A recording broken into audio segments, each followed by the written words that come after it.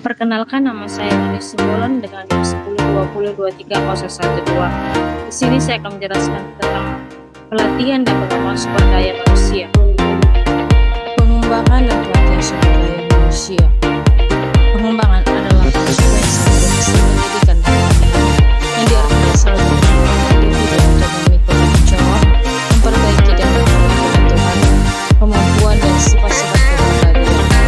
Menurut Widodo, pelatihan merupakan serangkaian aktivitas individu dalam meningkatkan keahlian, pengetahuan secara sistematis, sehingga mampu memiliki kinerja yang profesional di bidangnya.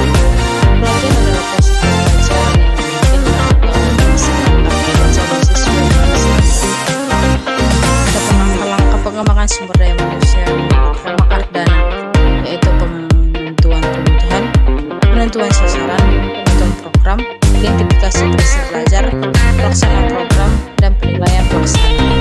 Adapun tujuan pengembangan sumber daya manusia. Tujuan pengembangan sumber daya manusia adalah memperbaiki efektivitas kerja karyawan dalam mencapai hasil-hasil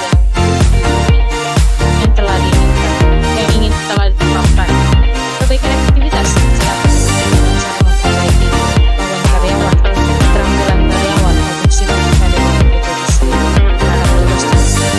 Pengembangan karyawan bertujuan meningkatkan karyawan, konsumen, atau masyarakat yang berkonsumsi menggunakan jasa yang dihasilkan oleh perusahaan tersebut. Berikut tujuan pengembangan sumber daya manusia di meningkatkan kompetensi, pengetahuan, dan yang kedua, mendukung peningkatan elektronik dalam penggunaan coding, pendaftaran, analisis, dan reviewing. Yang ketiga, semakin bermutu pelayanan RMIK karena pengembangan dan kerjasama seluruh petugas RMIK dan adapun tujuan pelatihan sebagai berikut: memperbaiki kinerja, meningkatkan keterampilan karyawan, menghindari keusangan manajerial, memecahkan permasalahan, orientasi karyawan baru, persiapan promosi dan keberhasilan manajerial, memperbaiki kepuasan untuk kebutuhan dan pengembangan usaha. Bentuk-bentuk pengembangan sumber daya manusia. Dalam program pengembangan harus dituangkan sasaran, kerjasama prosedur, anggaran, peserta, kurikulum, dan waktu pelaksanaan. Program pengembangan harus bersifat pada peningkatan efektivitas dan efisiensi kerja masing-masing karyawan pada jabatan. 1. Pengembangan secara informal, 2. Secara formal. Berikut analisis kebutuhan pelatihan atau PH. Proses pengembangan menurut Vector. Yang pertama, reaksi. Reaksi adalah tahap reaksi pada dasarnya merupakan evaluasi terhadap keputusan peserta diklat terhadap berbagai kegiatan yang diikuti. Reaksi peserta tersebut dapat meningkatkan menentukan tingkat tercapai tujuan dari penyelenggaraan itu. 2. Belajar. Pada level belajar, pada peserta diklat yang mempelajari pengetahuan atau keterampilan yang disampaikan dalam kegiatan pelajaran. Yang ketiga, perilaku menurut Vector mendefinisikan sebagai sejauh mana perubahan perilaku yang muncul karena peserta mengikuti program pelatihan. 4. Dampak. Pelaksanaan program diklat tentunya bertujuan mendapatkan hasil yang baik seperti peningkatan kualitas, produktivitas, atau peningkatan keselamatan. Analisis kebutuhan. Analisis kebutuhan pelatihan adalah proses untuk mendiagnosis mengidentifikasi celah keterampilan dan menentukan prioritas pelatihan yang selaras dengan tujuan organisasi.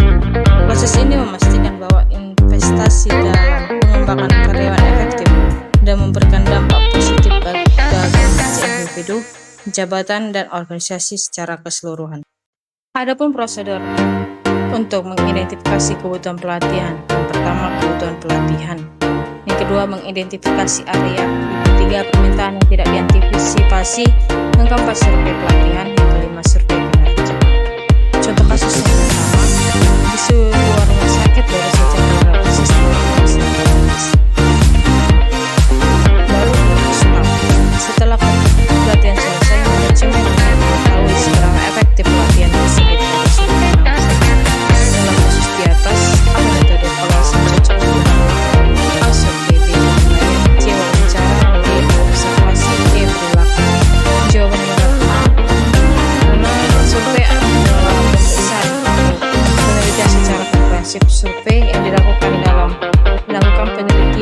biasanya dilakukan dengan menggunakan kuesioner dengan tujuan untuk mengetahui siapa mereka, apa yang mereka pikir, rasakan, atau kecenderungan suatu tindakan.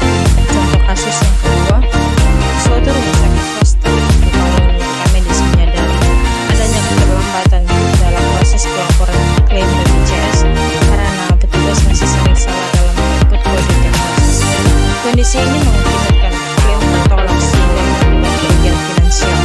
Manajemen ingin mengadakan perubahan, tetapi terlebih dahulu harus dilakukan identifikasi kebutuhan pelatihan agar sesuai dengan masalah yang dihadapi. Metode identifikasi kebutuhan pelatihan yang paling tepat digunakan dalam kasus ini adalah A. Analisis pekerjaan, B. Wawancara langsung dengan pasien, C. Kuesioner kepuasan kerja, D.